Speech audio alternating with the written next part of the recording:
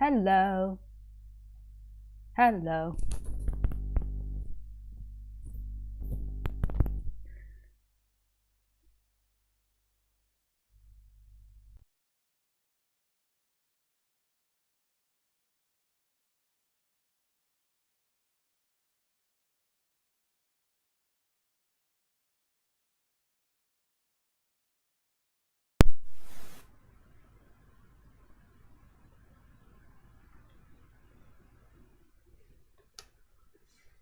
Hello.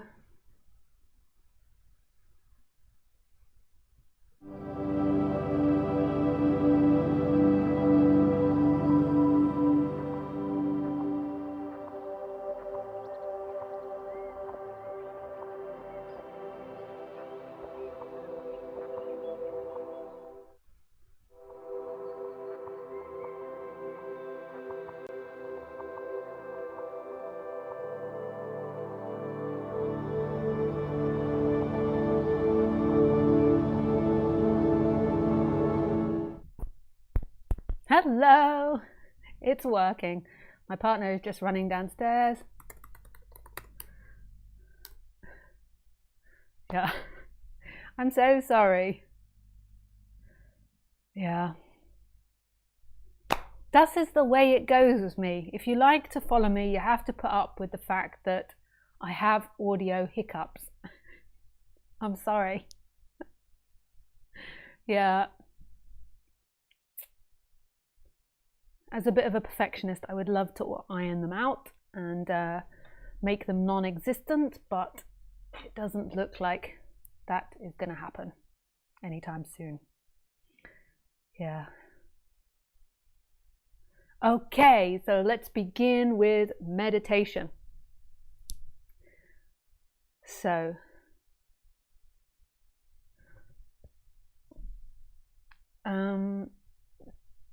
just as a message to you, I'm doing a group talk on the 26th. It was the 23rd, but I double booked myself, so I had to move it to the 26th, which is a Saturday, and it's called Letting Go of the Idea of Non-Duality.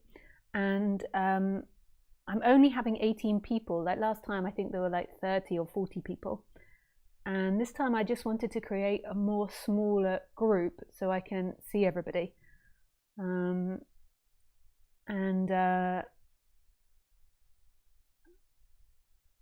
Yeah, I thought that 18 might be a good amount. It might be better at 15, but I also thought that maybe a couple won't turn up as well. It's always the way, isn't it? Get the bookings and then a couple don't turn up. So I just thought it'd be an intimate group where I can like hear from everybody and like see everybody. When it was like 30 to 40 people, it was a bit hard to see everybody and like connect.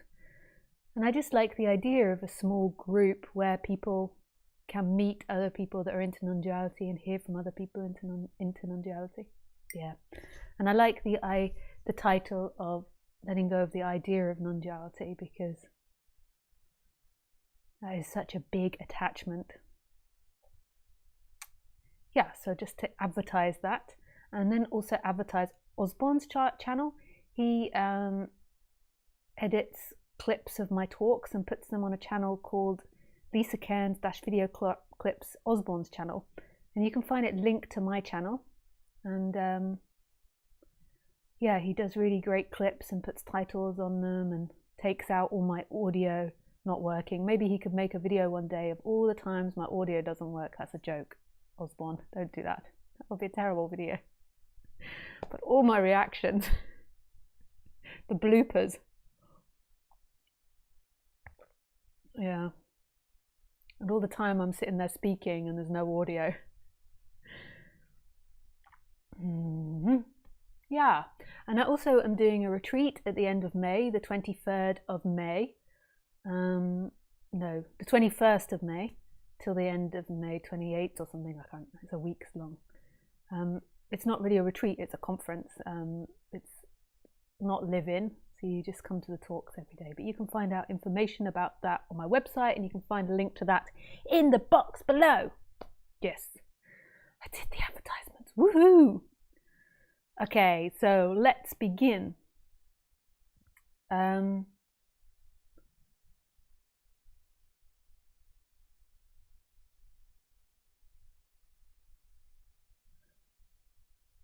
So I love meditation, as most of you know. I practiced Buddhism for many years and loved doing meditation, and I do a lot, but I just don't call it meditation, so I don't ever think that I do lots of meditation because it's not that name. I just sit there. When I was a Buddhist though, they did teach a practice called just sitting, where you just sit there. And that's what I like to do. Sometimes I do formal meditation, like focusing my attention, but very rarely. Yeah. So I've always, when I've begun my talks, I think since I started over 10 years ago now, isn't that crazy? I think it's like 11 years this year. Wow. 11 years?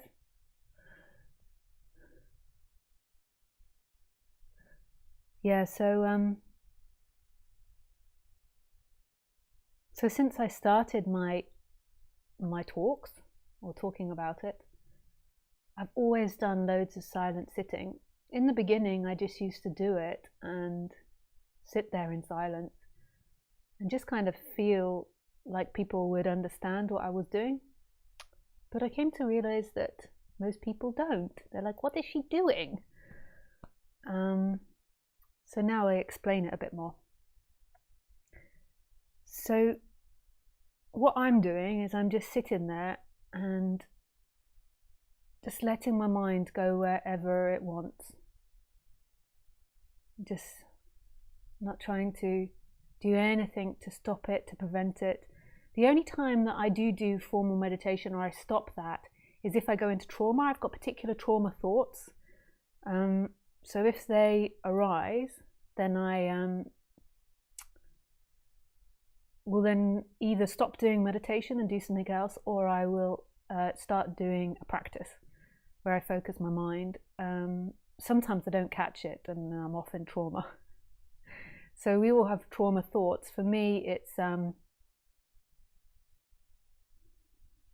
don't think there's anybody in this society that's not traumatized. But for me, I have trauma thoughts around men, if I'm honest. And maybe a lot of us have trauma thoughts around the opposite sex or our own sex, but like people that we've been in a relationship with, or yeah. So mine is particularly around men, and then a little bit around my dyslexia and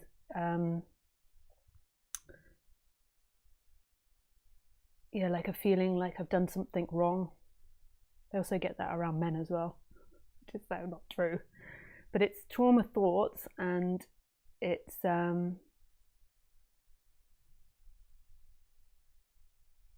it just has this element to them.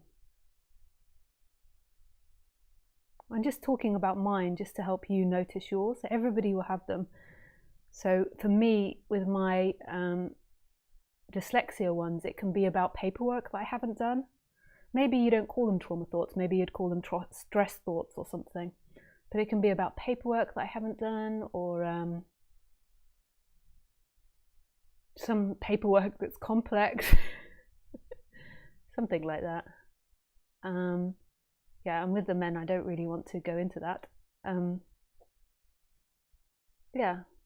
So just notice in yourself if thoughts like that can come. And for me, they can be really, really like gentle. So they're not strong at all. They're really in the background and they're really gentle. But no matter what, I try to not meditate if that begins to start, because more than likely what happens if you're not really on it and moving your attention away from that is you stress out your body, because your body begins to go into like fight or flight mode, or you access adrenaline.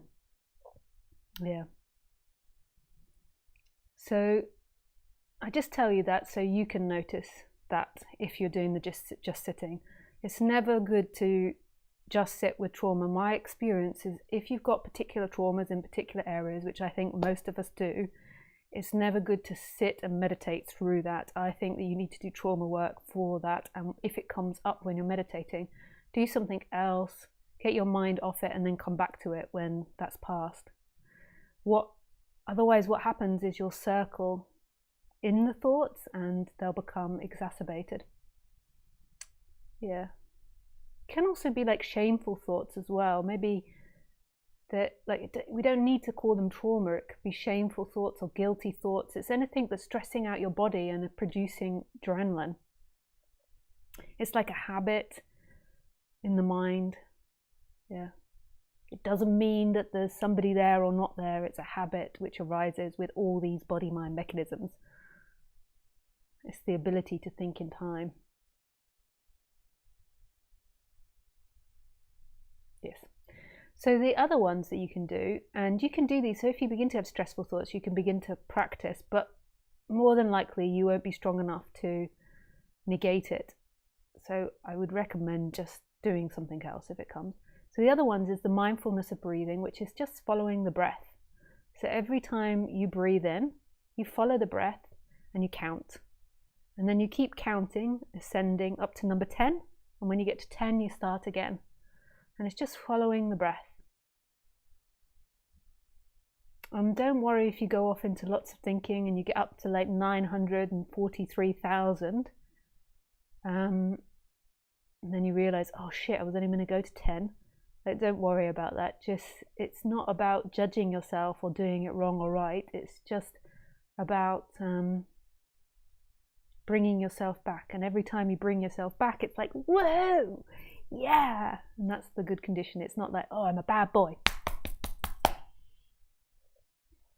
You're not a bad boy. You're not a bad boy. You're a bad girl. It's a joke. Yes, so we got that. And what else? And then you've got the moving the attention into consciousness, or I am. And you could call that presence. So the consciousness is the empty looking, and the I am is the sense of love, of being. And that's repetitively moving your attention back into that. Okay, so we shall begin.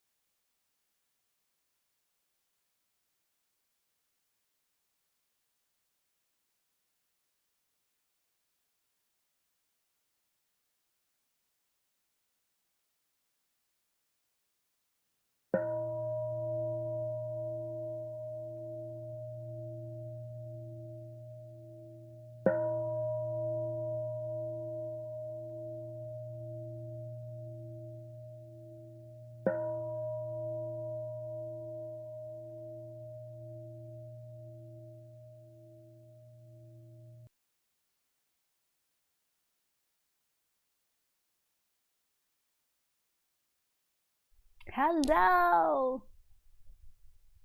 Nice to see you, nice.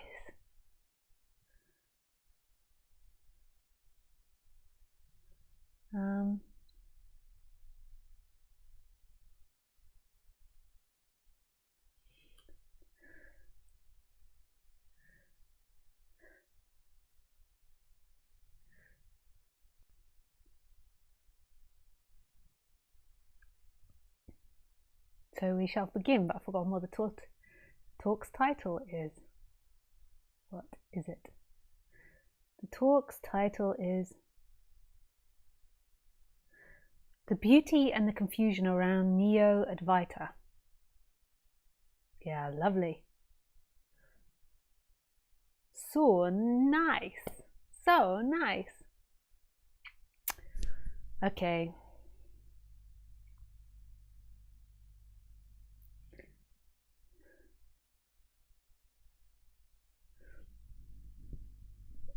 So as a lot of you most probably know, if you've been following me for a lot of years, when I first started speaking about non-duality, I predominantly spoke about the absolute, and I didn't really speak about integration into the person or settling down of the person prior to waking up. I just spoke about the absolute. Yeah.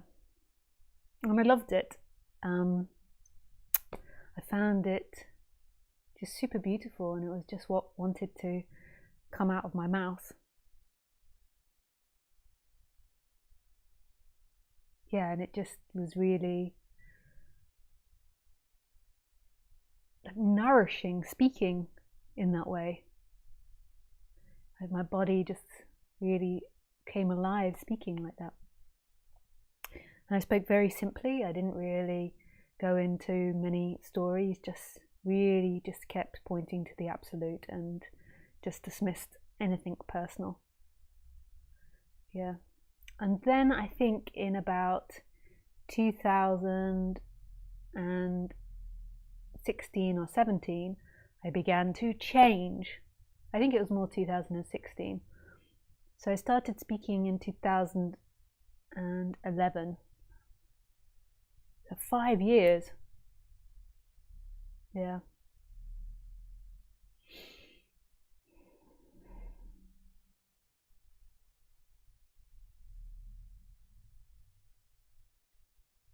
And there were quite a few reasons which I've talked about before online as to why I stopped speaking in the absolute way.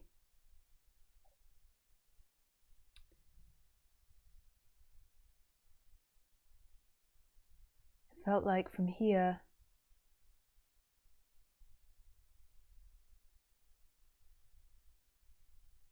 I was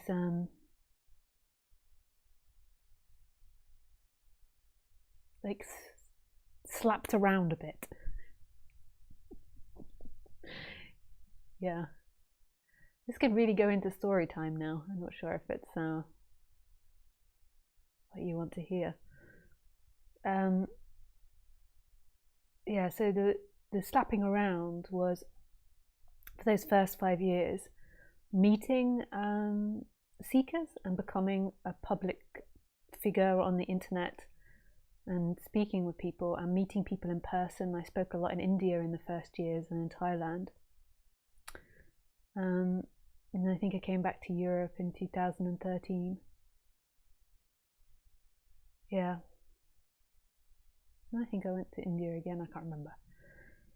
Yeah, so that was the first few years were quite intense. And I kind of I feel like I have a good conceptualization of why that was intense. But I just have to check in with myself as to how much I want to share over the internet.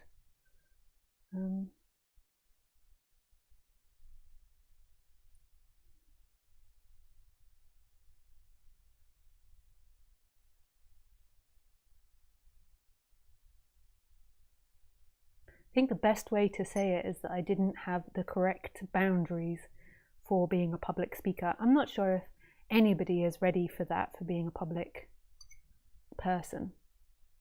Like when you're not a public person, you just automatically think that people can deal with that and that there's no complications with it. Like now I feel like it must be awful to be a really famous person in the media, and I'm so happy that my talks stay at this level because it's so intense being in the public arena, and I really have a very small audience. So yeah, for me to be saying that, imagine what it's like if every video you do gets like 2 million views. That's quite something, or like 6 million views or 10 million views. The reason why it's quite intense is when you put yourself out there, people that listen automatically feel that it's their right to be able to judge you, which I'm not judging people for doing that, that's their prerogative. So your audience feel they've got an automatic right to judge you, or anyone that sees it has a right. And then also I think when you're a young woman that puts yourself onto the internet, I was 30 at the time, 31 at the time, and oh no, I was 30 when I started, yeah. And when you're also a young woman, you also have this whole category of attention as well that you're not necessarily prepared for. So as a young woman, you don't really project that people are being attracted to you or having like these jealousy or aversion issues to you around your sex and the way that you look,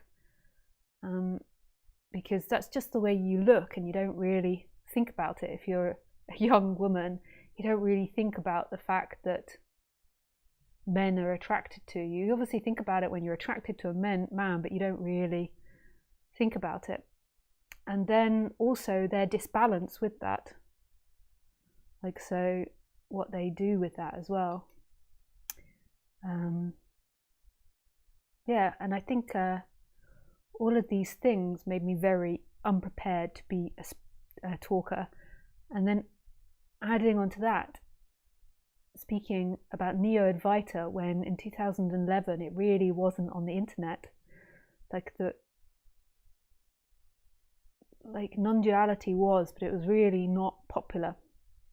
So all of these dynamics came together, and then I was suddenly getting a lot of attention, and like disbalanced attention that I wasn't prepared for. So aggression,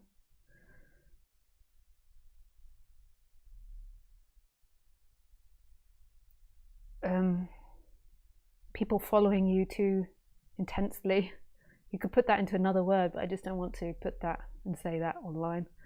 But like following you, which is it becomes a little bit scary or crosses your boundaries. And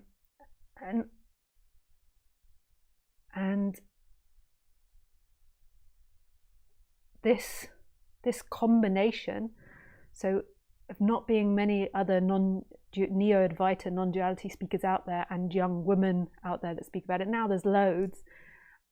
And also not being psychologically prepared to put up really strong boundaries, I feel like I got a bit slapped around, which was a bit traumatizing. I wasn't prepared like for the boundaries, but I think it was beautiful because like everything that is challenging, it helps you expand and grow. And it also made me not question non-duality, like my love for non-duality, but I think prior to that I thought that non-duality, so just speaking with Neo Advaita, was absolute freedom, and the message sorted everything out. It would sort out war, it would sort out personalities, it would sort out everything. It was like the one solution to everything. And I think through doing that I realized it really wasn't, because I was attracting some very unbalanced energies through the internet that were really quite aggressive at points. And so I could see that it wasn't the answer to everything. And I could also see myself getting a bit traumatized by it. Yeah. It is the answer to everything, because then it's the ultimate freedom, but it just doesn't sort out everything on the personal level. And I think that was a belief that I was attached to prior to 2016. So I got like boost, boost, boost. Yeah.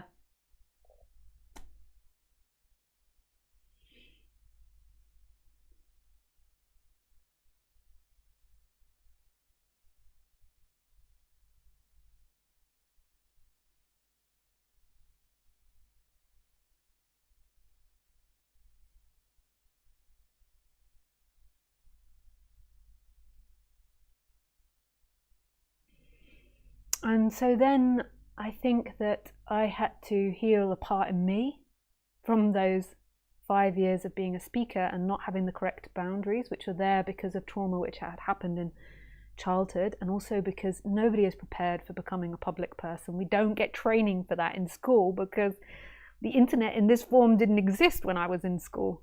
So I had to go on like working out why my boundaries weren't better, and then also understanding the psychology from the other side, like of what they were seeing in me and what they were attracted to in me, and then working out how to deal with that, and then also becoming conscious that people that were coming to my talks, not everybody, but some of the people that were coming to my talks, personality was really not balanced. And I began to understand that part of their attraction to my talk was the fact that they believed they didn't have to deal with that was disbalanced. So they came to the talk and they could perceive that there was a problem, but it was too vulnerable to them to make them look at their psychology, too much shame or guilt or embarrassment or pride. So they weren't prepared to look at their psychology. So then non-duality is kind of like the answer to that, because it says, you know, this is the answer to everything. This is the absolute freedom. And you become this super person from it. You become an enlightened person. And to somebody who's got an unbalanced personality, it's like, I can be the king of the world or the queen of the world. I can be the most superior person there is by becoming enlightened. And even though they're not consciously thinking about this, I don't have to look at my shadow or my darkness inside myself, which is what I've been running away from a lot of my life. So I kind of realized there was like a blind spot in myself, and that the Neo Advaita wasn't addressing personality disorders. If somebody had sorted out their personality and then came to Neo Advaita, like, that's not a problem, but that wasn't what I was attracting. That was few and far between, unfortunately. Like, that was maybe 10% of the people. Most of the people hadn't sorted out their personality, so their personality was kind of like obsessed with this idea of being a supreme human being that is perfect and above others, although this is unconscious, and intense aversion to seeing anything dark in themselves.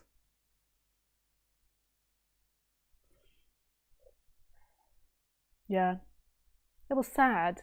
I feel like I had to go through a mourning of my belief in non-duality, because I really believed it was the answer to everything. That you just had to hear the message and there could be an awakening and all of that would be gone. There is a part of me that still feels that's true, but most of the time it's not. That can happen, but most of the time not. Yeah, so I began to change the way I spoke. It wasn't conscious. It was through exploring these traumas that were in me that were not allowing me to erect the correct boundaries. And I'm really talking, I really wasn't erecting the correct boundaries. Like, I was doing a retreat and I would come away from the retreat so exhausted that I would sleep solidly for 3 days. And part of that was because on the retreat, like, I was just giving way too much. Yeah. Whereas now I know I can do like 3 or 4 hours of speaking in a group and I can't do anything else. I can't do one-to-one sessions outside. I was like socializing with people. I was doing one-to-one sessions with people. And this is boundaries. This is about not having good boundaries. And also with the men, like, I really didn't have good boundaries there. And I feel like if you are wanting to take advantage of someone, it's not a conscious thing, but if you are wanting to take advantage of someone, there is particular traits that people will look for in that person, like weaknesses, and then they will keep pushing and pushing against that, those weaknesses. It's not a conscious thing, it's just the nature of what happens in these abuse victim situations. In the end, there really isn't, like, I don't mean to say I was the victim and there was an abuser, because I don't really believe in those definitions. It's like a dynamic that happens. But the dynamic that often happens is that the person that wants to push across somebody's boundaries to get what they want will look for weak boundaries. They will look for somebody that has extreme dyslexia and can't remember things. Because if I can't remember things, how can I, like, be very strong in an argument? They will look for somebody that is susceptible to being told they've done something wrong, like, which again comes back to dyslexia. Or they will look for somebody that is over conscientious or has strong empathy. And it's not a conscious thing that they're doing. It's like most probably what they learned in childhood. But then you can see that through the internet and coming to the retreats. And it's just not a good situation to happen. Yeah, I hope through sharing this it helps other people that are listening in this dynamic.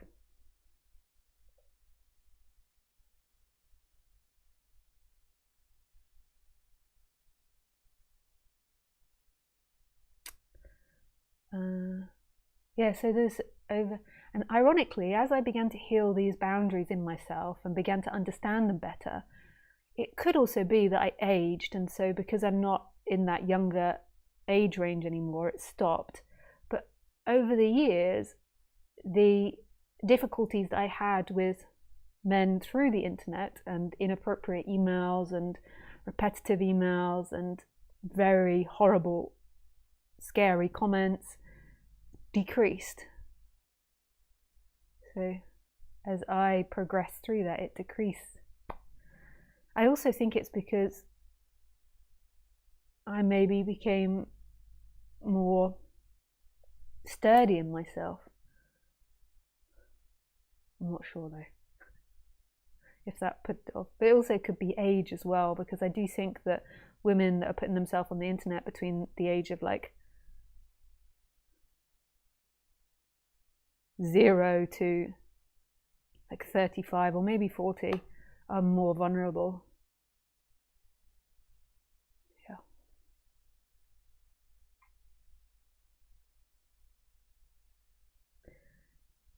So the beauty of Neo Advaita is the message is like honey.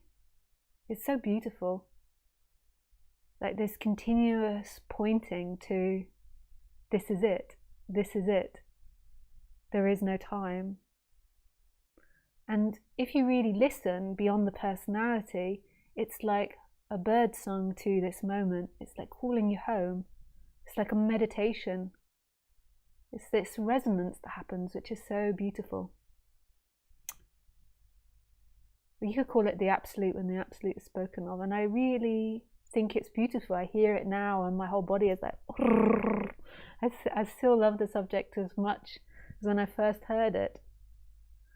So that's the beauty of Neo Advaita, is it's a beautiful message.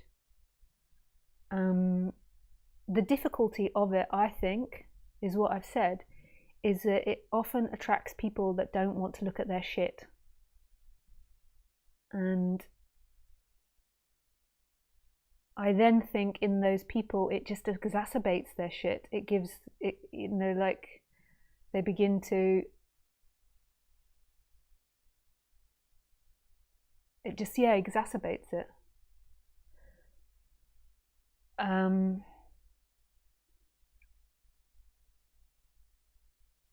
Not all the time, there's always exceptions, yeah. But having said that, I don't know if those sorts of people would listen to me, because, or to another teacher which speaks more about the person, because it's very distressing to them. And the way that they will defend that in their mind is they will say, oh, they're speaking a load of shit, they're just trying to con us and get money out of us. And the only true message is like Neo Advaita. That's one way they'll defend it in their mind.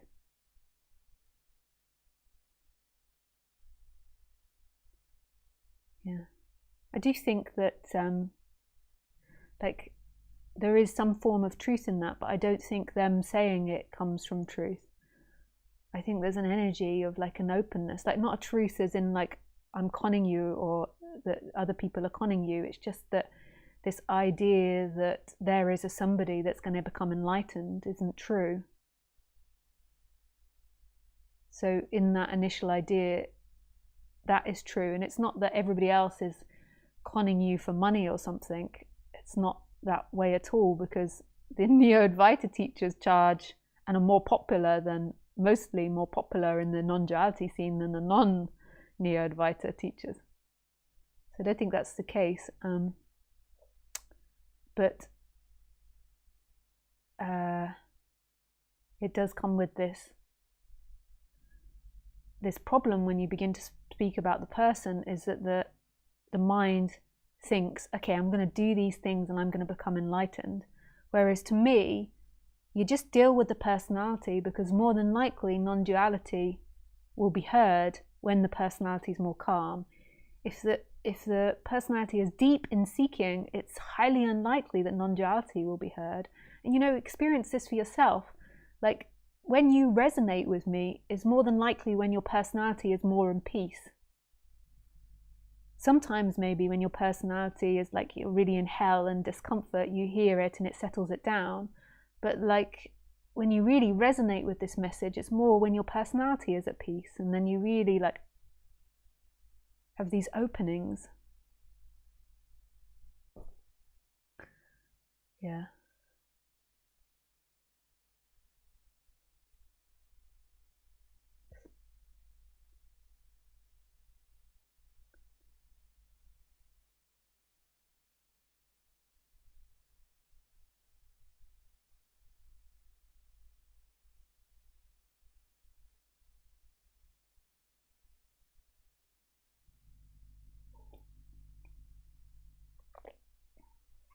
I also think that humans have a tendency for paranoia that people are taking advantage of them. So when that message gets put in there that somebody's taking advantage of them, then they're very sensitive to it. It's like a big wound.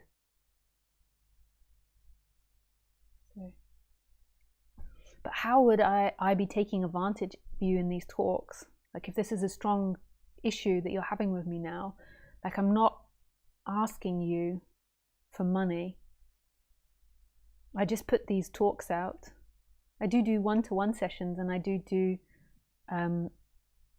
sometimes, but I've done one in the last like 4 or 5 years, I think, group talk, and then in the last 2 years I haven't done any retreats, like group talk online. I don't think I've done one for years. I did one in January. I can't really remember. But now, in me just speaking through the computer, maybe you could say I'm trying to become more successful or more popular. Pardon me. I really don't think that's the case.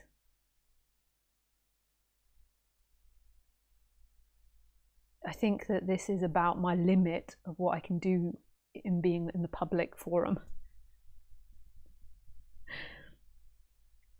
Yeah. I don't think my personality is, I don't know if anybody's personality is designed to be really popular.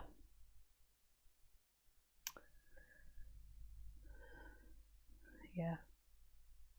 But I know that this is a strong paranoia. It was a strong paranoia in me too. I just wasn't really conscious of it as well. It's a big injury in humanity that people are taking advantage of us. I listened to this really good psychologist called Dr. Kirk Honda. You can find it on my reference page. And he always says that you mustn't assume. Like, we do have to assume sometimes to protect ourselves, but it's best not to assume. Assume that people are doing bad things to you. Sometimes we have to do it to protect ourselves. So I'm not saying this is the be-all and end-all answer, but yeah, to not assume. So you have feelings or thoughts coming up to someone, but not assume. Just notice those feelings and thoughts coming up towards them. And then looking like, what does that say about what's happening here? I can't say if this is about the other person or not.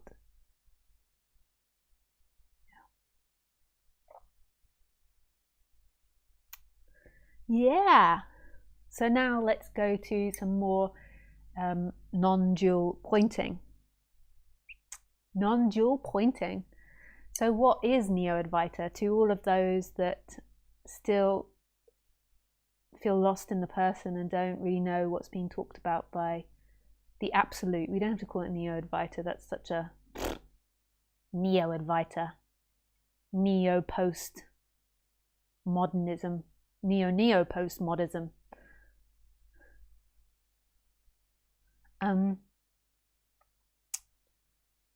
Yeah.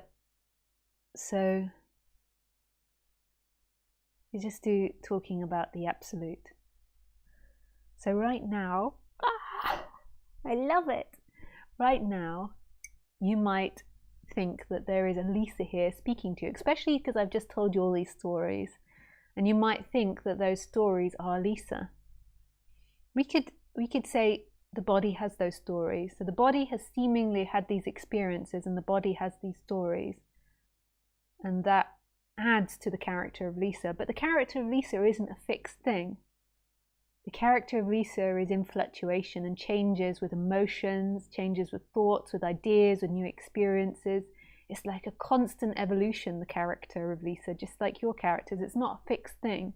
We like fixed things because it makes it safe. So we like to have this idea of who Lisa is, and then an idea of who we are, and then there's a fixed relationship. But Lisa, like your character, is always moving and actually can't grasp. It's not like a solid thing. It's not like a cushion or a sofa. It's this ethereal thing that appears that we label two bodies.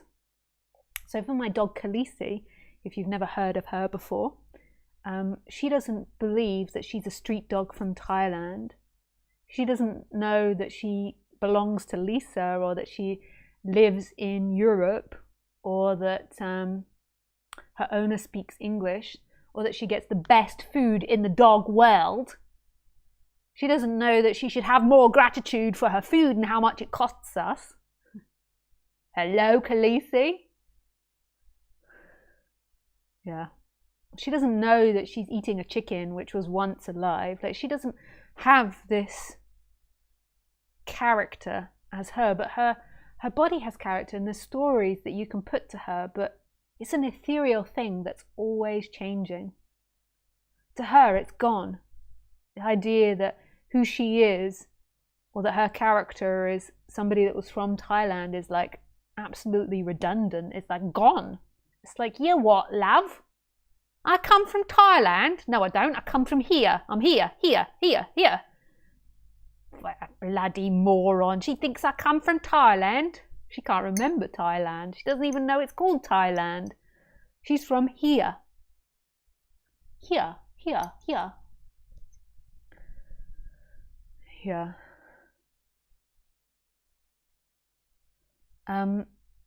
So our characters are like really ethereal things that we've kind of made up and we're telling each other about. But they're like a habit that peers through the body. So Lisa's character always appears like Lisa and has particular memories that come with that character.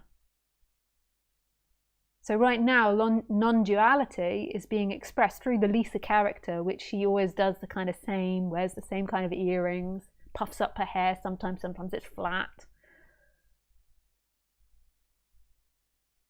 Rings, bling, ding, ding, ding, ding, ding, bracelets.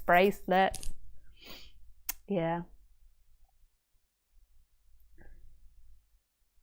But that's not who you are. In a way, you could say that doesn't exist. It's like a chemical reaction that's appearing at every moment. It's not who you are. You are not your story. You're not your thoughts. You're not your past. You're not your good actions or bad actions or what's happened to you. That is a story that goes with the body, but it's not who you are. It's just as absurd as saying you're the sofa, or you're the sky, or you're the light. We say it in language because that's how we communicate, but it's not actually who you are. There is something happening now which is always here and never leaves, and it's always the same. And that is who you are. But this is overlooked because you're so obsessed with the person and seeking to fulfill the person's wants and needs and desires. But there is something else here. Was ist das? Huh? Was ist das? Ja.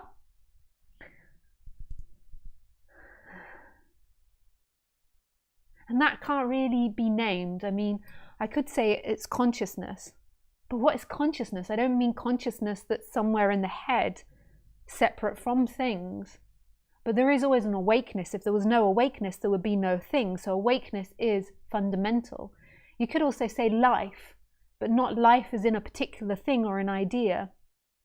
You could say no thing or everything, or God, or mystery. I am, that sense of being. But I'm going to go for looking now, because that's what other non-duality teachers do, and that seems like the simplest way of speaking about it. There is this looking now, this awakeness that's happening. And that's not something that's happening because of the character. That's not something that's happening because of your body. That's not something that flows in time. It's not something that comes and goes. It's not something that you lose. It is here. It is inherent in life. And it's got nothing to do with the personality. It's got nothing to do with your emotions. And it's this expansiveness. It's not located anywhere.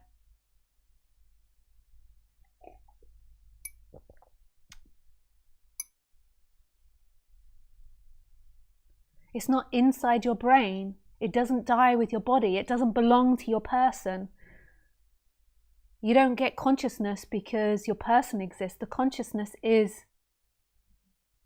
And then the person arises in that. And that's a fundamentally different way of thinking than what all humans, or 99.9999999% of humans think. And to me, the identification with the person is suffering. To me, it's not about making the person perfect, although there is seemingly a process of calming that person down, calming it down, and then integrating this more into the person, so the person expands more into this recognition. Yes, there does seem to be that, but it's not dependent on the person in any way.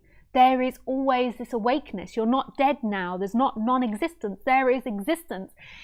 That is always here. In order for there to be experiencing, there needs to be a consciousness of it.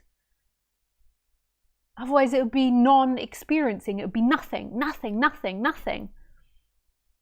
which this is also, like nothing and everything.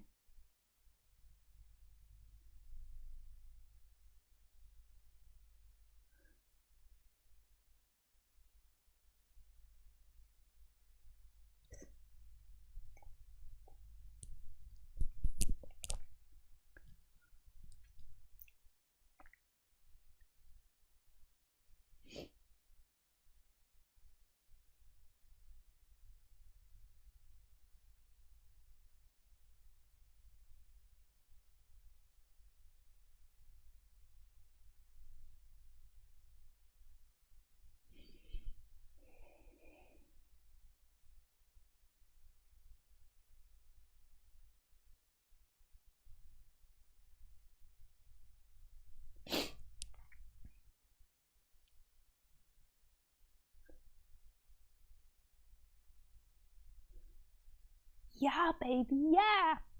You can see why I loved expressing what we call Neo Advaita, or the Absolute. It's just heaven. It's so beautiful.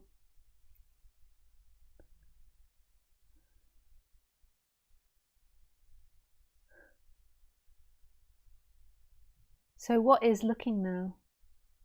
There is simply pure looking, which isn't a thing and it's all things. So you could say there is everything looking now. And that's not about you, like the ego might be like, oh, I am God. It's not about you. It's so impersonal. The looking doesn't care about anything, and it's not that it doesn't even not care. It just doesn't have that ability. It's beyond care or not care. It's just looking. It's beyond doing or not doing. It's beyond you and me. It just is experiencing perfectly still, watching itself in its absolute freedom. And it's here in every experience, but most of the time humans are fixated on resolving pleasure, getting pleasure, and avoiding pain. Constantly this time-bound game of like time, get, future, void. This constant agitation to get somewhere, but there is something that is not agitated now in the experience. If you're deeply suffering, it might be like, oh God, I can't even bear this. What's she talking about? But as the personality relaxes, what is here that isn't suffering? What is here that never moves? What is here, been here throughout your life? Perception. There always has to be perception. And that perception is free. It's not a thing, nothing, and everything. It is no thing and all things.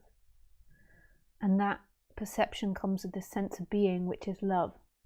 So this empty perception and then this love element of being. These are always there. You've never not been. You can never not be. It's impossible. Not being doesn't exist. It never exists. It never will exist. There can never be not being. There can only be being. There can only be being. There can only be being.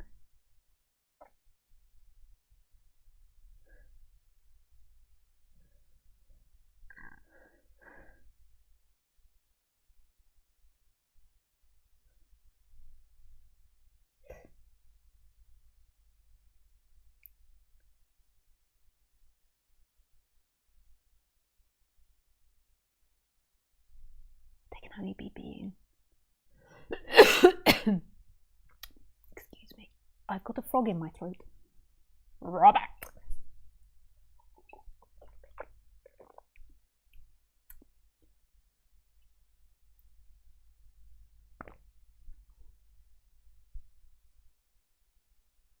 Has the frog gone? Yes. The frog is gone and it's now replaced with a cricket. A cricket.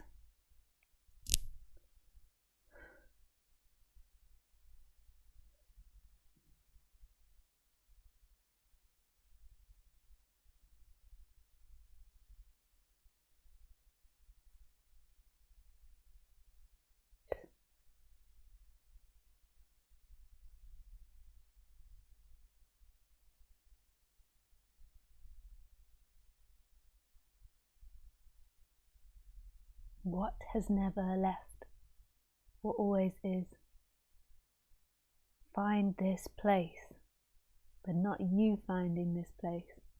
You is in time, me is time. T-I-M-E. You see, there's always me in time. It's what you are. It's that which hears now. It's beyond thinking. It's that which experiences now. It's that which sees. But it's not seeing an object. The seeing and the object are the same. The hearing and the heard are the same. The feeling and the felt are the same.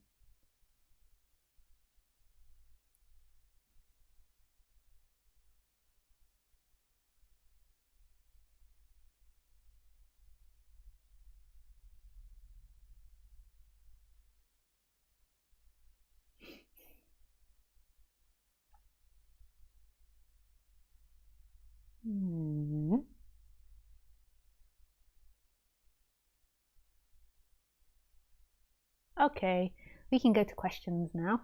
That was a long introduction. That was a long introduction. So if you have any questions, you ask through Skype. My Skype address is Lisa Cairns 12. You can find it in the box below. Yeah, and you can write your questions, or you can ask to call in. If you want to call in, just put call me with nothing else after it. If you want to call in, please make sure you have a headset, microphone, a good internet connection, and a quiet place. Do not call me, please. I will call you when I'm ready.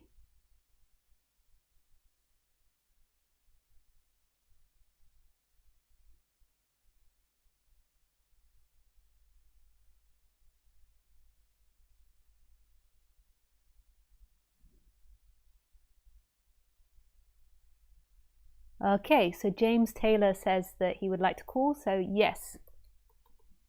I will just give him a moment to see that.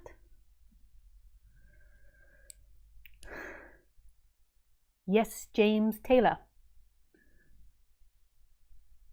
I'm sorry for using your whole name if you wanted to be anonymous. But remember not to call me James Taylor. Hello. Hey, James, just 1 second. Hello.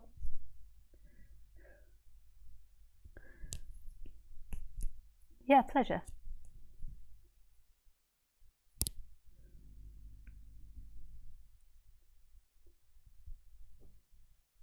Yeah.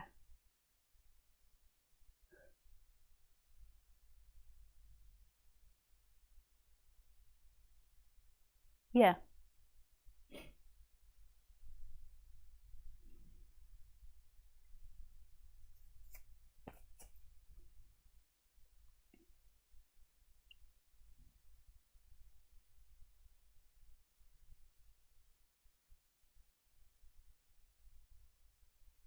Oh, hang on a second, James. I'm sorry. Everybody's not hearing you. Sorry, we tested this prior and it was working, but now it's not working when I'm live. So just 1 moment. I'm just going to have to try another way of doing it.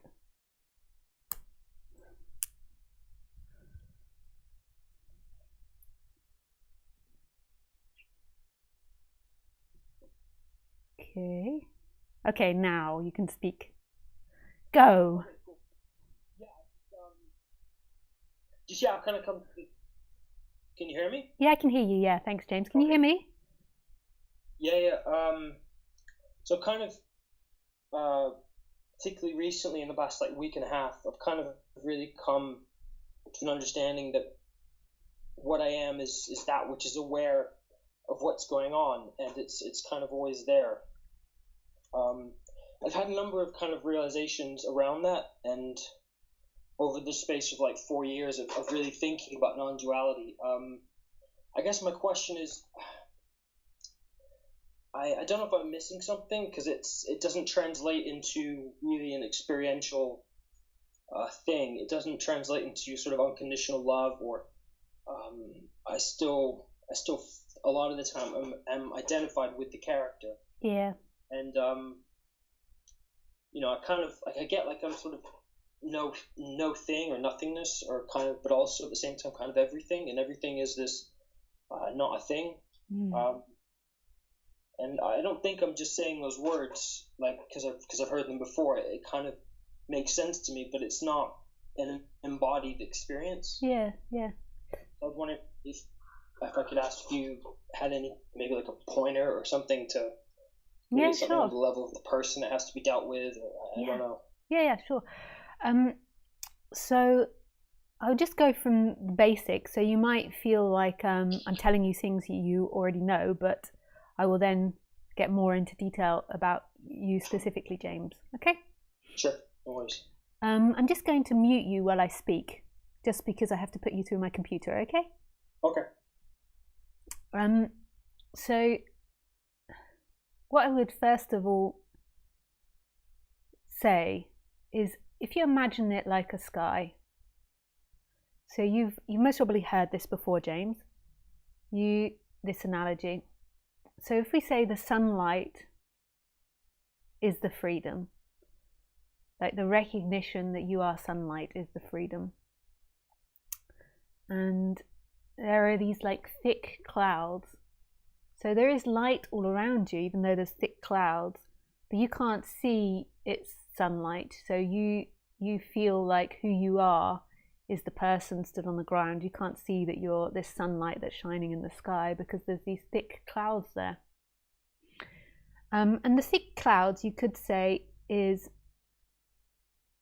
the habits and the conditions of the person. So what we would call in what they would call in India is the karma of the person. And then through the karma of the person, this energy of seeking arises. So it tries to avoid pain, the seeking, and get to pleasure.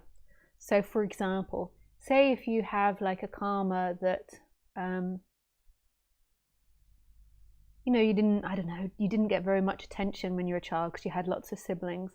So there is a karma in you that looks for attention from adult figures. Say that's one thing that happens. You can go the opposite way where it totally rejects it. But say the habit is that you look for attention from adult figures. There might not be a consciousness of this, but this is a habit of the body-mind that will form your character. And there's nothing wrong with that. That is part of what happens to us. We all have pleasure and pains in our life, and we all get conditioned in certain ways. And that's part of the psychology of James. It's not good or bad, it's just the way it is. So James wants attention from people. That's the karma. So his personality, if there is older people or people that respects around, then he becomes more animated and more excited.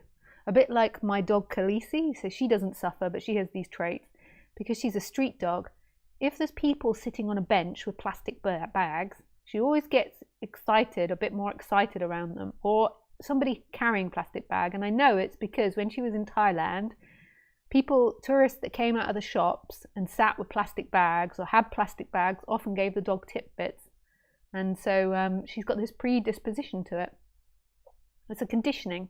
It's not necessarily suffering. So adult-like people come around, or people that have like this parent figure attitude come around, and James becomes more impressive around them. So he's suddenly competing with other people around them for the center stage. And that's exciting. Like, that makes these sweet personalities. There's nothing wrong with that. Most of the time, though, we're totally unconscious of the personality, so we don't know that. So if you went up to James and asked him, are you showing off because there's adult-like people there, like you trying to get attention, he would totally deny it, because there's most of the time an unconsciousness of our behaviors and our dynamics and our karma. So that is what happens. But what happens is that when we identify with the person, so when there is the loss of contact from the absolute and the identification with the person, then that becomes exacerbated. And then what happens is the energy gets put onto that want. So the want of attention then suddenly becomes, if I don't get the attention from these adult-like people, then it means I'm losing love, I'm losing the absolute. So you don't feel the absolute anymore, but there is always looking for it. There's always looking for peace and calmness, and it gets projected onto your karma and your habits. So James has like extra seeking in that dynamic, like really believes that if he doesn't get the attention, then he's losing that absolute love, or that he doesn't get that absolute love. So it's exacerbated. It becomes more important to them. So we lose this absolute love when we're around the age of like 2 or 3 or 4 or 5, somewhere around that. Some people older, some people earlier. And the absolute love is the connection to who you truly are. And once that's lost, there's always this seeking to find it in our behaviors.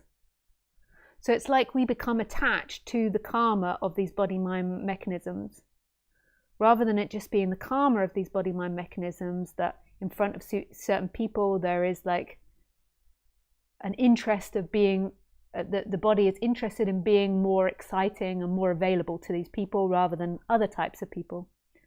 So there is this energy. Sometimes people believe that they've got to get rid of all their karma, and I think this is like an endless seeking pattern. I don't think that's possible. I think the karma falls away as you go through this, but I don't think it's about becoming karma free. It's, to me, about the attachment to the person or not. And this kind of waking up and this knowing, this seeing of your freedom in everything at all times. This knowing of the freedom, which isn't a thought, it's not something the person is remembering, is something which shines through. So then we go back to the like cloud analogy. So when the cloud's really dense, you could say it's like the karma and the conditioning, but it's like, it's so dense because there's so much seeking in there. So normally the karma and the conditioning is like a cloud comes through, a cloud comes through, a cloud comes through, and there's like lots of light and you can see the sun through that. But when there's the seeking, it's like really dense and you cannot remember who you are. You just totally feel limited and bound to who you are. So then what happens is there is this strong energy to try and find a resolution in the clouds. And you can't find a resolution in the clouds, but you can settle the clouds down, like make them thinner. Seemingly, I mean, then we begin to question free will, but there is this seeming ability to make it less dense, to pull apart these karmas. So the reason I would suggest, James, I'm just about to put your volume back on so you can speak back. So I would suggest, James, like what's happening, the reason that there can't be a sensing of that is because the seeking in your personality structure is making there be a focus on separation. So then I would advise you to, while listening to non-duality, while listening to this freedom, begin to understand your karma and where your seeking lies. And for sure, that will decrease the seeking. Almost for sure. I can't guarantee anything. I'm just putting your volume back on now. Did you hear all that, James? Yeah.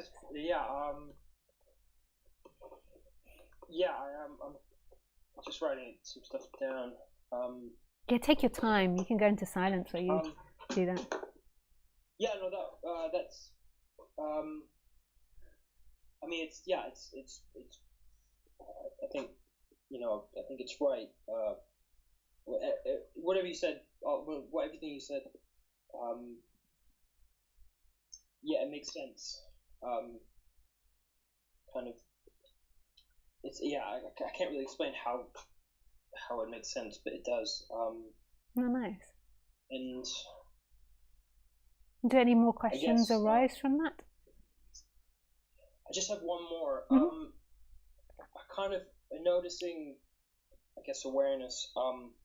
There's something that I don't quite understand still, and it's the idea of sort of the soul or individual consciousness. It's like I was watching football yesterday. I'm not really a football fan, but I was watching with somebody who is, and I just looked at the crowd and I was like, I think that's what it means by the self with a capital S. It's like this sea of people, and they're all essentially the same thing as me, but I can't see through their experience. And I guess I've been playing around with that idea in my mind. Yeah, it's so beautiful, this exploration. So there's two ways in which you can explore it. The first is that you can't see through their eyes, but they're all appearing in the one consciousness. So when you're looking at them, they're not appearing outside of this one consciousness, they're appearing inside of it. So that's one way of looking at the oneness. Like when you looked at them yesterday, they weren't outside of your consciousness, were they? Like, that's a question for you. They were inside. I mean, inside's a bit trippy to imagine inside your consciousness, but they were in, I can't say it another way, they were inside your consciousness. Like, I'm inside your consciousness now. I mean, like, when I say yours, that's a very questionable thing. Like, it's really, there's one universal consciousness. And both of us are in that now, in the computer, because there is a consciousness of it. There is no outside of consciousness. There is just this one consciousness, which is absolutely beautiful. And the way that this consciousness functions, seemingly, although I can't guarantee that all the other people aren't cardboard cutouts, but the way it seems to function is that it can look through every set of eyes and senses simultaneously. But the reason that you as a human only remember James is because the human part of you is seemingly separate. So you have James's brain and you're remembering James's experiences. Whereas consciousness is beyond that. So consciousness can look simultaneously through all eyes, but in each body, the brain's only registering the sensory experiences of those particular bodies. You could imagine it a bit, even though this is like a really simplistic analogy, like a paper bag with lots of holes in it, and then you stick a light inside that paper bag, and then there's like many lights coming out of it, but one light producing all that light. But that's a very simplistic analogy. It's way more complex than that, but it's really beautiful. You don't really need to understand these things too much, although I think understanding is beautiful and has a profound effect on the body-mind mechanism. It's more of a recognition. So it's more this sense of awe that you get as you listen to non-duality, this wonder. Because when that awe and that wonder's happening, it's like there is a dropping of the seeking suddenly. It's a bit like falling in love. Like, we fall in love with people or subjects. Like, I fell in love with non-duality. And we believe in the time-bound reality that it's Lisa in love with non-duality. But actually what's happening, when we love something, we stop seeking. Like, when you're in the presence of something you love, there is no need to go anywhere else. You don't want to go anywhere else. There is completion there. And and what's happening in that moment is the seeking is disappearing, and there is this light coming through of who you are. So it's not that really that you love objects or you love things. It's that element that's looking for something else dissipates, and then the light shines through. And that's what happens in these talks. You have brief moments of these awe, these love, or your heart flutters, or these this sense of connection. And in all of that, it's like your seeking energy is dissipating slightly, and then there's something else that's there. There's something that's known beyond the intellect, beyond the feelings, beyond the emotions, beyond anything personal. It's like that which is looking through, and that which is looking through is love. It's not love as like an action or love as like a feeling. It's like absolute contentment with what is. No need to move, no urge to move. Doesn't have that ability. It's just totally content in what it is as it is, no matter what's happening. Cool. Thanks very much. Yeah, pleasure, James. Yeah. All right. Bye. Yeah, bye, thanks.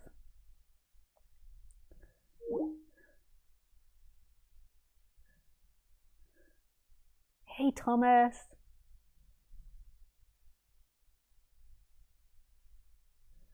Hi, Vadiosia, no sound. Again. How many times has Lisa done this? I'm sorry there's no sign off again. Now you're back. I'm back. Yeah. Yeah, thank you everyone for saying these things, because I can't tell. You know, I'm doing all these things. I do it predominantly by myself. My partner helps me. But I can't tell if it's going wrong. So I so appreciate you writing on Skype or in the YouTube comments when it happened, the YouTube chat when it happens. So thank you.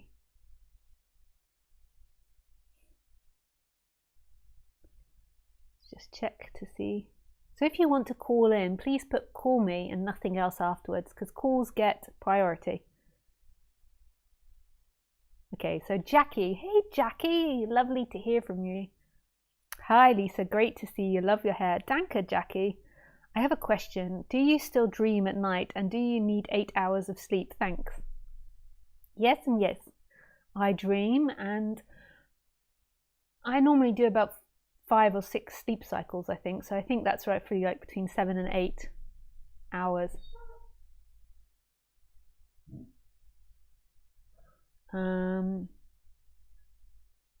Yeah.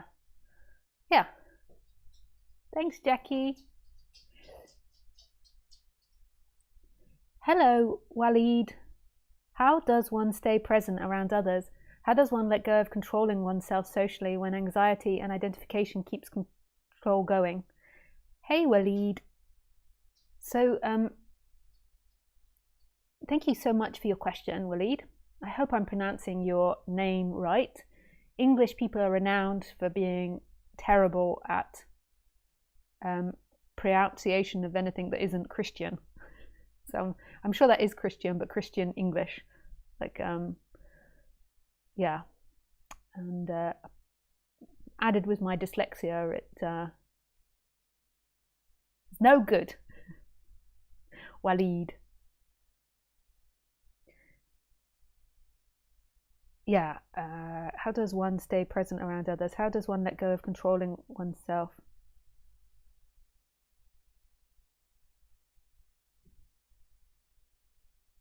Socially when anxiety and identification keeps control going.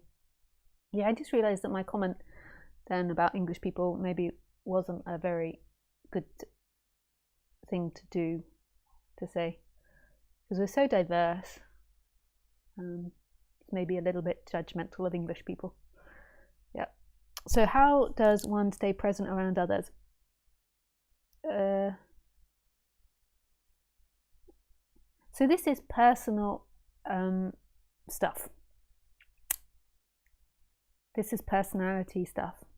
And then what gets added on top of that is seeking. So I would say that when there is strong anxiety or strong discomfort, then focusing your mind in the present moment, so putting awareness in awareness, will be very difficult and might even increase stress, because then you feel like a failure that you haven't done it correctly.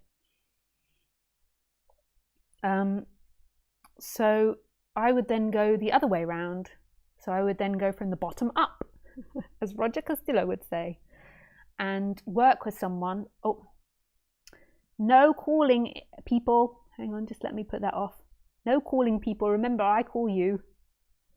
Yeah. So so working from the bottom up, and like working with somebody with the anxiety. So doing emotional release techniques, speaking with someone that can help reflect it back of where it came from childhood, maybe doing like there's all types of trauma work that can work past that. You know, maybe there was bullying in childhood, or maybe there was like parents that were too pushy, or all these types of things. Yet working with somatic therapists who identifies where that stress is in the body, all different types of things. Like you could do chakra meditation, and you can find all these references on my website of different therapy techniques to understand that dynamic. That's not negating non-duality. Still listen to non-duality, but in your mind, separate it. Like, okay, so the personality has discomfort here. And then the way that relates to non-duality is that the seeking gets really activated in these areas, which then like makes me more identified and more contracted. So that's how it relates to non-duality. So the seeking becomes activated. But But the condition is a personality karma trait that is of the body. And that we can look at and work in the body, just like if you broke the arm. And that's not about non-duality. I'm not saying to you that there is separation or there is someone can work on something, that I could give you the recipe of a cake and then you could cook and make the cake. So there is seemingly free will, but it's not really free will. That's like a non-duality subject.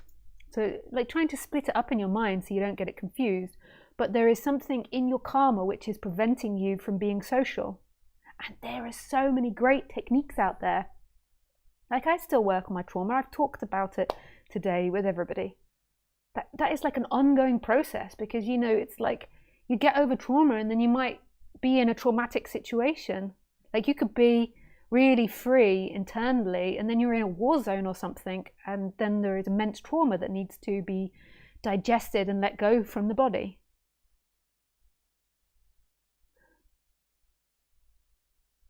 Yeah.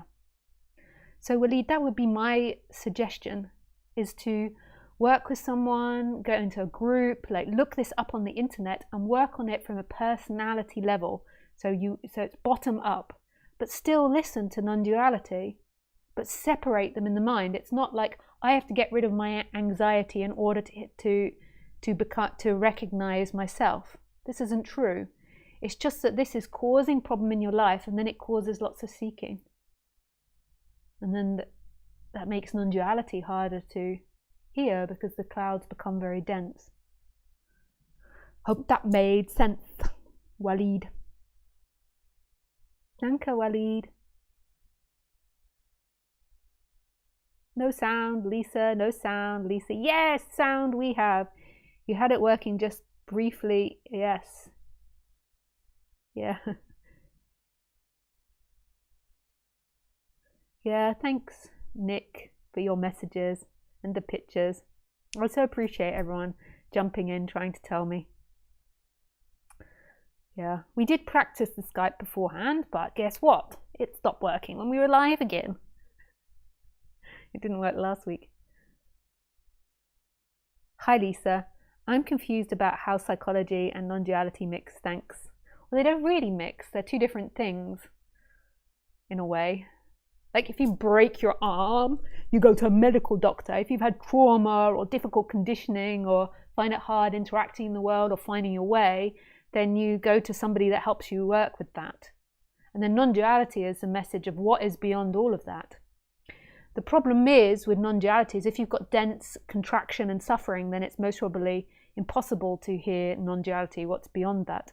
Sometimes it is, but you know, say if I went up to somebody, you know, that's in like a care home, has immense arthritis, immense pain, immense psychological suffering, and then I keep trying to point to oneness and to not two-ness, they're going to be like, F you, help me with my freaking pain, you sitting here telling me about that. How's that going to help me? You know, it's like an impossibility, whereas if they became more balanced, then maybe there's more of an openness to it. So it's not that you psychologically fix yourself and then you get to non-duality, but it's not that you just listen to non-duality and if psychology presents itself while listening to non-duality, that you don't explore that. They're not really related, they're two different subjects, but they're related in the sense of when there is lots of seeking, there is very narrow focus on you. You. I mean, if you're around someone that's really deeply suffering, all they can think about is themselves. When you're more happy, like you're more perceptive of everything. There's more of an expansion. Roger, one of my teachers, was really great about speaking about this contraction and expansion. You know, about when you're deeply suffering, you're very contracted, your body's very contracted, and you're very focused on yourself.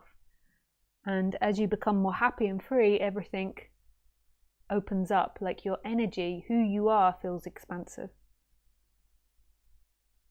Yeah. Hope that makes sense, Colin. Danke.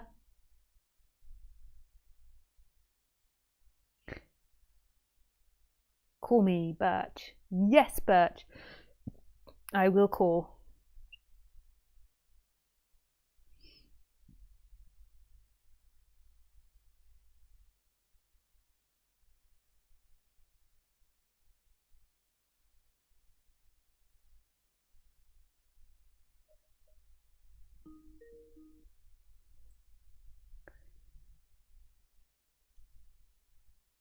Hey, hi Birch. How you doing? Yeah, good, thank you. How are you doing? Oh, fine. Um, let me turn off the YouTube real quick. Yeah, that's super YouTube confusing. sound. Yeah.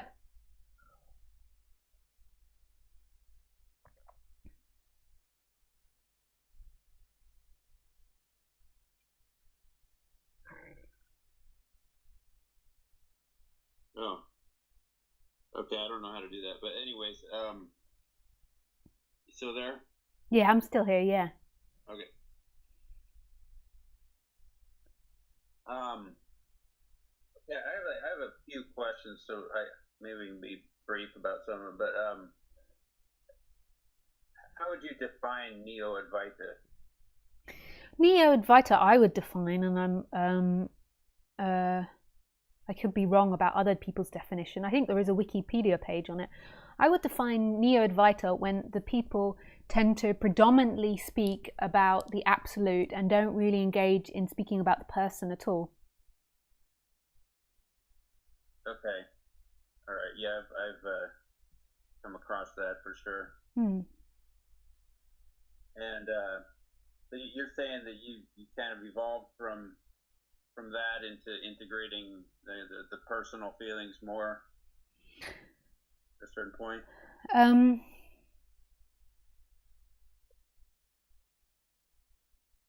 Yeah, that's the way you phrased that conversation. That sentence is a little bit tricky because if you just like the absolute cannot evolve. The absolute is just free. So it's not like the absolute can evolve, but the integration into the person can evolve. So the person can evolve. So I would say I've evolved from my perspective, but I know there's lots of critics out there of me that have say I've de-evolved. Like so, like like that preferred it when I just spoke more. Yeah, whatever changed. But to me, I would say that my personality feels more balanced and more in line with the realization. See. Yeah. Okay. So another thing is this expansion and contraction. I hear it all over the place. Oh yeah. On videos. And now, is this when you use those words? Is say when you're, I don't know, for lack of a better way of describing it, when you're egoing or whatever. Yeah. When you're really into yourself. Yeah. Seeking and all that. Yeah. So that you think there's an actual contraction of the body, or do they mean like a contraction of your focus, or is it both? Or I'm not quite following that.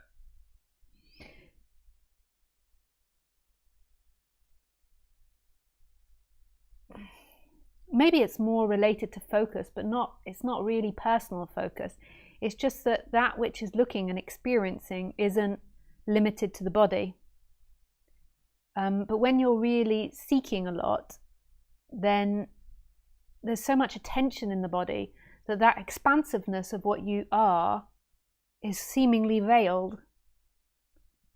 But I can't really name what it is that expands. Just something expands when there isn't this deep seeking or suffering there. There's this recognition that happens, and then this energy expands, your essence expands, and it's kind of in everything and feels free. And the body can be contracted. So say if I experience something really painful, my chakras can contract, but it's also got this expansion to it. But when you are suffering, all you can feel is just a very tight narrowness of the person. When you're really deeply involved in yourself, you don't have a sense of that which is beyond. I'm sorry I can't be more precise in words. Yeah. I mean, I've heard it. I've heard that kind of language on several different people, several different videos, and I'm just I'm wondering if there's and you kind of described it, where there's a physical contraction, and then a limitedness kind of, and it's as opposed to when you're not feeling that way. Yeah. Maybe it's like a relaxing and Yeah, you can experience like deep pain over a subject and feel connected to this expansion, which, I mean, that tripped me up for many years. It also made me like ignore my emotions in some way, because it made me ignore my emotions, like not give my emotions enough attention, because you have this shift and yourself kind of feels huge. Your essence, that which is fundamental to you, which is always there, kind of feels really big. It's like an expansiveness of this sense of being and this empty looking. And then in that, there is emotions in the body that happen. And these are really important, because your emotions and your wants and your needs dictate the way in which this body moves. It's like the way God is moving you. It's the way God is instructing how this body should move. It's really important. But you can kind of like bliss out in this expansiveness of what you are and really ignore the body. But you need to seem to come to a balance of the body becoming more in focus. This is how I established better boundaries. I still have bad boundaries and struggle with it. But not bad boundaries, but it's still something that I have to continuously work on, my boundaries. It's yeah. But coming more in contact with the body helps you discover your boundaries better and see where your boundaries are in the moment. So if somebody's crossing your boundary, you can feel it more in the body, whereas you can't feel it in that expansiveness of who you are, because that expansiveness of who you are has no feelings. It's just love and total contentment. So if you're really blissing out in expansiveness, you can't really feel the feelings so much. And then if you've already got weak boundaries, it's like a nightmare. Like your body just, gets dragged all over the place. So you have to kind of come to this point where you integrate them both. But it's kind of confusing, because first you've got to go past the body. So in a way, there has to be a negation of feelings of everything. And then you have to kind of reintegrate it, like living as a human life, but also being connected to that expansiveness of who you are. So your attention and your energy is really big. And there's all sorts of like hurdles to that. Like it's tricky reintegrating it. Yeah. But there's also got to, in the beginning, there's got to be the disidentification from it. So, a lot of the time when we get into non-duality, at first it's like not this, not that. And there is, in a way, a bit of like pushing emotions to the side to be able to see beyond the emotions. But yeah, it all comes full circle. There's maybe a next stage where you go back into maybe like the story, but it's with the realization that it's just a story. Yeah, sort of. Yeah, it's more a feeling, but it's but yeah, you could say it like that. It's so hard, language, that you get to a point where the language is just tripping over itself.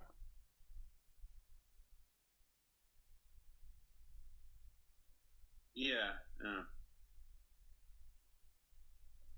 So there was a teacher who, famous teacher, and he has like this 3-step process of the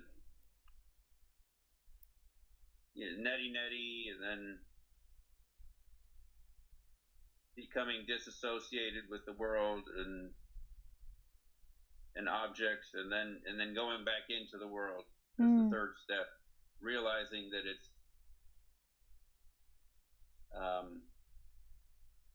that you're everything, or something like that. Yeah. But it was definitely like steps. Yeah. I'm sure it's not so linear like that, but Yeah, nice. Yeah. All right. Well, thank you. Yeah, thanks, Birch. It's always lovely to speak with you. Oh, thank you. See you. Bye. Bye.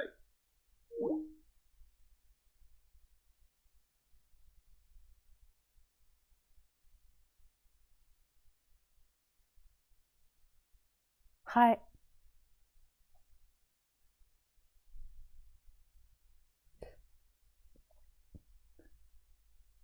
Walton. Hey, Walton. That's a great name. Walton. Walt. Is that what people call you, Walt? Walt Disney! Yeah, baby, yeah! Hi, Lisa. Look forward to your talks. I've realised my non-dual nature recently, experimentally. Been contemplating how I square my perceptions of no boundaries or oneness with all of this, with the 7 billion other human perspectives as well. Are we all nestled together within consciousness? Hope this question makes sense.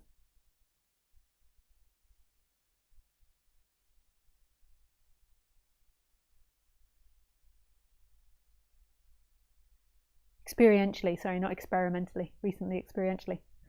Nice. Yeah, it's really fascinating. These other humans that are so freaking difficult, huh? If only they could be like you or me. It's a joke. I mean, it's complex, this world we live in, because we're all kind of living in this hive. Like, we're so dependent on each other. We live in these societies that kind of like, we have governments, but it like forms and it's like this collective kind of like society, and everyone has their wants and needs, and we have to live together, and somebody has to pave our roads and cut the trees, and yeah, it's like this really weird thing, eh? And then we live in it. And then the question is, when we get into non-duality, are there actually others out there? And if there's just one consciousness, then who is the other? And that's the most amazing part of this subject, is the other is you. So when you're looking at me now, it's the same consciousness looking through these two bodies. So your essence, your original sense of self, that empty looking and the sense of beingness is the same. It's just different stories are being presented. You could imagine it like you go to watch 3 different films consecutively. You go into the cinema, you go into the cinema and you could like stay in the cinema and then just move to the next screening. I never did that, but some people do. And they go into the cinema. Maybe all the young people listening now are like, cinema? What's a cinema? Let me just look that up. Oh, where people collectively watch a film together. Why would they do that? You watch it on your phone. Yeah, I know, humans are crazy. Anyway, so you go into cinema and you watch 3 different films consecutively. So you're watching the one film, then the other, then the other. And you have this narrative of you doing it in time. Whereas actually, like the way it's happening with consciousness is it's seemingly watching all 3 movies simultaneously, because it's the creator of all of this. Of course it can. It's not like a brain. We always imagine everything through the brain. We're like, oh, we can only experience one person at once, whereas consciousness can experience everything. The reason you on the human level can't remember it is because your human brain only records the experiences of that sensory perception. So when we look at each other, it's the same energy. It just might be hiding there, pretending it's a person. So that looking that's looking out of your eyes is the same looking that's looking out of this eye. Going through different characters. My God, what a complex dream this is. It's so complex. And then as humans, like our body minds have all these different desires and ideas and wants and needs, and then they argue, and then they think they're separate, and they're like, I'm going to kill you, I'm going to stab you because you don't have the same want as me. Stab, stab, bleed, bleed. And they go into prison. You're in prison now. He didn't have the same want or need as me. And every time I tried to tell him that my wants and needs weren't being met, he just gave me lip. What else was I meant to do? Of course I should stab him. Stab, stab. Oh, sorry. Now I'm in prison. Double prison. 2 sets of bars. I'll stab 2 people, so I get 2 bars on my cage.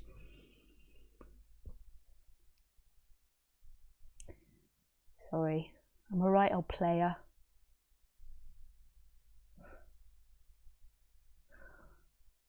I'm a right old player when I do these talks. I really go off into silly scenarios. It's a very English thing. If you're not English, I know it's hard to grasp it, but English people, we like to do this. You know, we like to go off. Not Americans, not Australians, not the Indian English speakers, the English speakers, the English that are from England. They like to, you know, tell stories like that. Sorry, I'm going off on one again.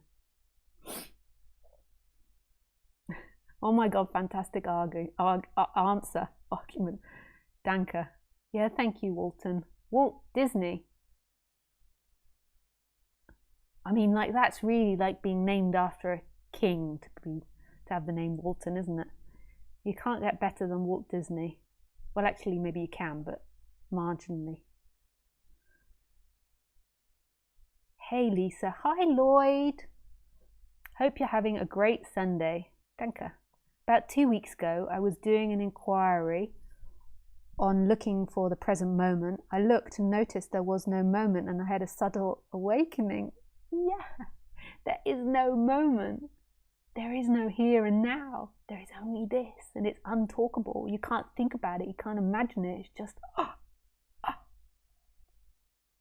My mind went quiet, and I felt a sense of peace that seems to pervade everything. There is still a sense of contraction in the body, though, at times. It can feel like it's tensed up for no apparent reason. Would you advise body work to help that along, or is it something that will fade in time? The awakening I had was subtle, but I know deep down that the mind has lost its power and that there is no going back to before. It's as if the mind residue is still embodied after many years of seeking. Thanks, Lisa. Hope you have a great day. Yeah, sure. I still, that awakening was, like 11 years ago now. And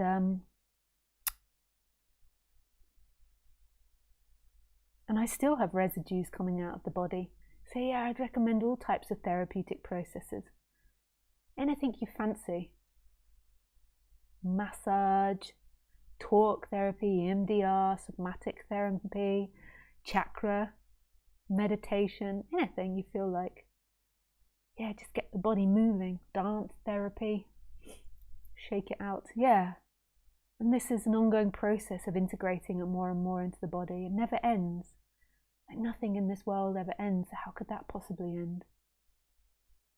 Also, nothing ever starts, so in a way it counteracts itself and there's just this. Thanks, Lloyd.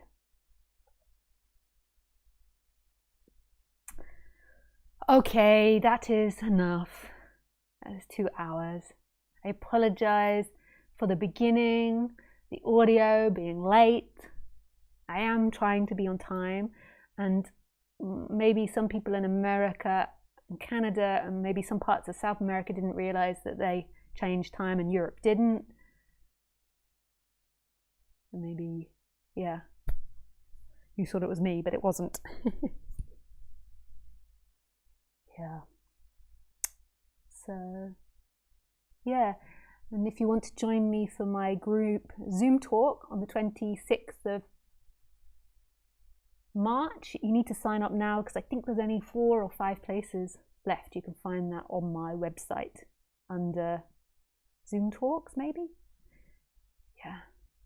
Okay. I wish you everything. I really do. Yeah. Bye. Danke.